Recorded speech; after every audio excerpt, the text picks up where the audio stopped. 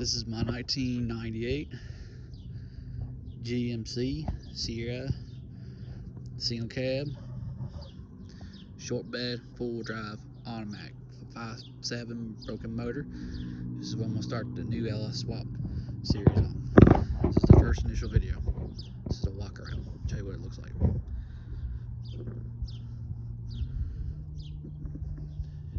And I do have the grill in the back of the bed on the front, so don't worry about that part.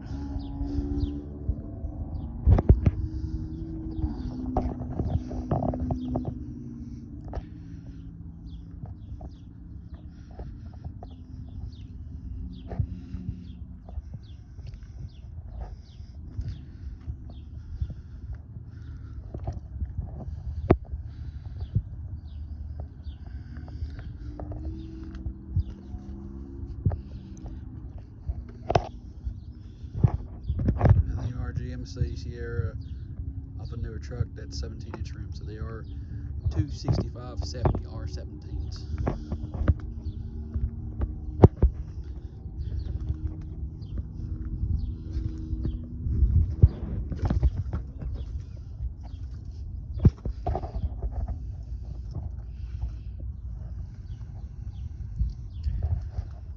Don't worry about the license plate, it's a dead license plate.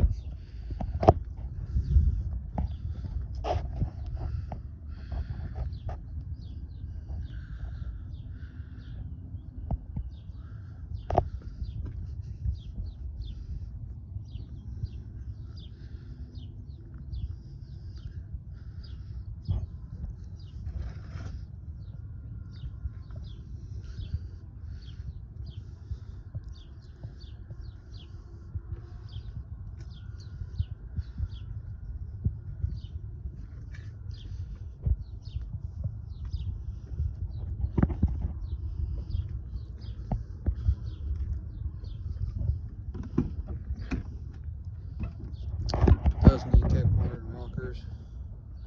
That's the only thing besides the motor being shot. And this is a step above WT.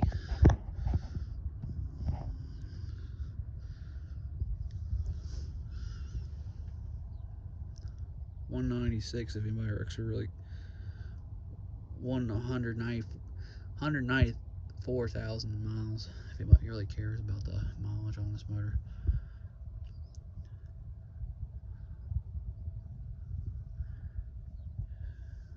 $60/40 bench. I have extra mirrors, that's why I'm changing these out. Metal dome. Guy who had it before had 2 captain's chairs or buckets and a center console. I took out the console, center console, and I took out the bucket seat because I like these a little better, honestly, with the flip down. Way better for your driving ability, and looks good overall. If the hood works with me, I've been having problems with the hood lately, so that's why I was like. But like I said, the real damage is cab corners, rockers, and motor. It's got a crack in the block. It will turn over and run, but obviously, I wouldn't run it for. I wouldn't drive it.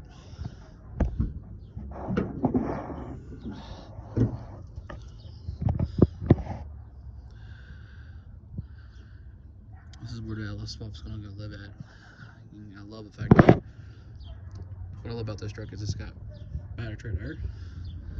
Battery tray there. That means it's not a diesel truck either, it's a gasoline truck. So, yeah, I'll go ahead and show you guys that. This is what we're starting out with, folks. 5.7, beautiful truck. For West Virginia anyway. I mean, obviously I know y'all down in the south. Oh my gosh, this is a rusty truck. No, this is actually clean for West Virginia standard. This is very clean for West Virginia standard. Because usually you want cleaner than this, you gotta go outside of state and go down where y'all at and grab one, like South Carolina, North Carolina, places like that, for a clean truck like this. But I'm not about spending like a broken truck. I'm not willing to spend about $2,000-3,000 on It's because it has no rust. I'm sorry, this is pretty dang. I got a buddy of mine that can weld these rockers in cap corners for basically about $400 or $500 for me, and it looks exactly like it came from the factory. You won't be able to tell because they're direct factory replacement metal. So basically about $1,000 on the rockers. Ooh, that's the real rust on this truck, because I ain't worried about the frame, because the frame is nice and clean. Yes, it does have surface rust on it, very light surface rust. I don't think you can barely see it. I think you can. There you go. I think that looks better. Like I said, just wire wheel it a little bit, put some chassis saver paint on it, and throw some Raptor line on it. It'll look better than new and last a long time. So I'm gonna do one of these to cab too. When I get done with the rockers, inner and outer, I'm gonna put Raptor liner on all of the truck floor, much as I can anyway, and get it done. That way it ain't gonna rust on me again ever. No, I'm not gonna put a Raptor line paint job on the truck. I'm just gonna go up where, keep the color I want. They make, I'm gonna leave it silver, I think, because this is a pretty color and it's a really nice shape. As far as the body was, I'm just gonna get it retouched up with the same color paint, I think. But you never know. Might change it to blue. That look good in blue. Not baby blue either. I'm like Dodge blue, Magic blue. Make it look good. But this silver right here, I like it. So like I said, I might just leave it silver, just get it later down the road, get it touched up. You be glossed. Don't get used to the cider glass, because eventually that's going to get replaced with a full one. I hate ciders. But it is what it is on that one. Beggars can't be choosy at this point in the game, like I said. And I will change the rim tires up eventually, but for right now, plenty's fine. It's got pretty good aggressive amount of tire tread on this thing. Pulls really hard to drive it, even with the cracked block on the outside. It's not bad. And technically, I could just JB weld it, and boom, the sucker will last a while if I really wanted to. Not going to do that. I'm gonna run I'm gonna put that LS motor, like I said in another video I said. Like I said, I got a 5.3 LS spare. I can drop in this sucker, make it nice. EFI kit's not gonna cost too much, about $1,000 to run fuel injection. And the best part is, keep a factory wire and just tie it into it. See, that's the thing about it, guys.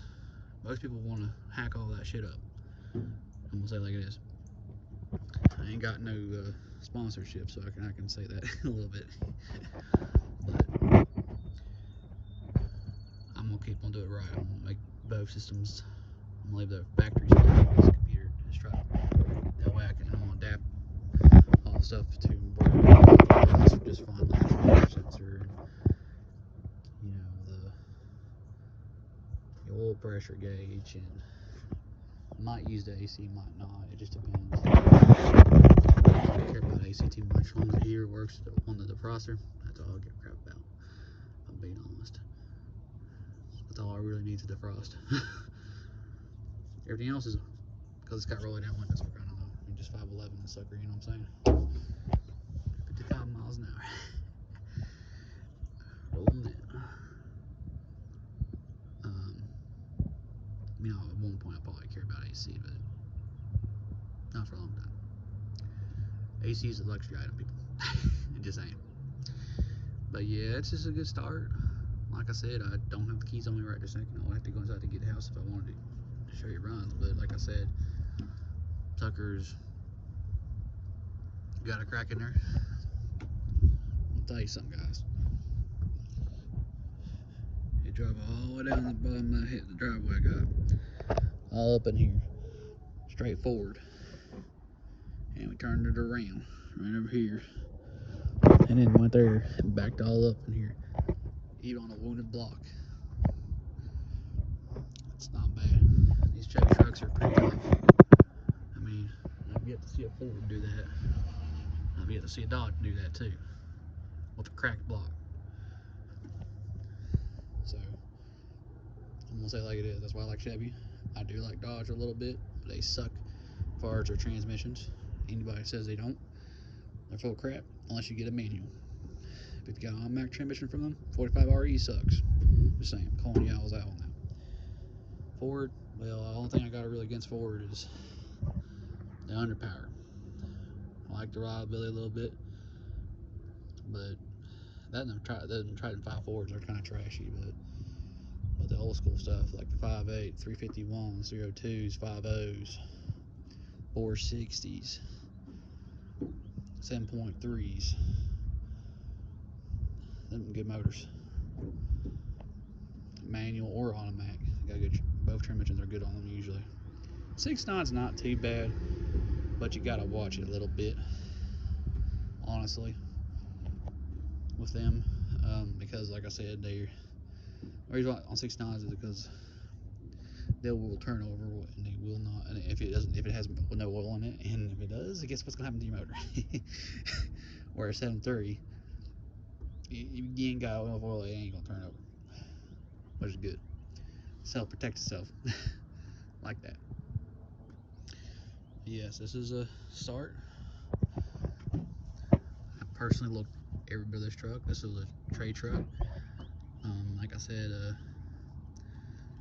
but mine want a trade buddy. Want to trade for a 68. My 68 for this. I mean, he wanted my 68. He was willing to trade me this truck for it. And this is a good truck. And only had $1,300 in that silver, the 68. So technically, I only got $1,300 in this truck. So it's got clean title and everything, both of us. So both happy, both took care of. He got himself a. Now I could have got this truck with a 5.7 replacement motor because he pulled one out of a 99. Just didn't have time to put it in here yet. And I told him the truth, like, hey, look, you know, I'm not gonna do you dirty.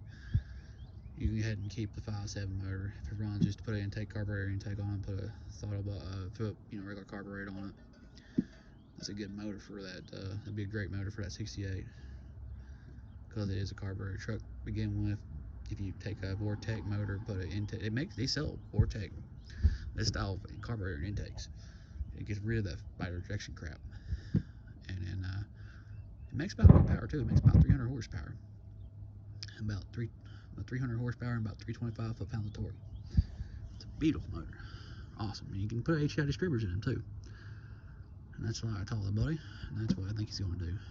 He ain't going to LS swap. He's going to HDI, but he's going to run the gas tank behind the frame, not behind my butt.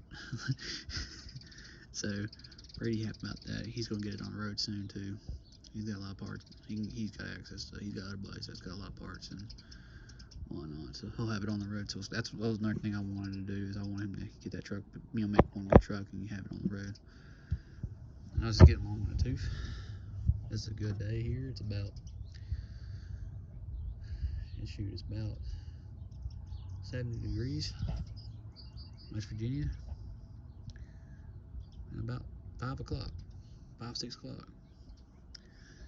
Well, between 5 and 5:30 probably. If I had to guess, because I can't really look at the time right a second because I'm recording. But pretty warm. Spring is definitely here. Thank y'all for watching and have a great day. See you in the next video.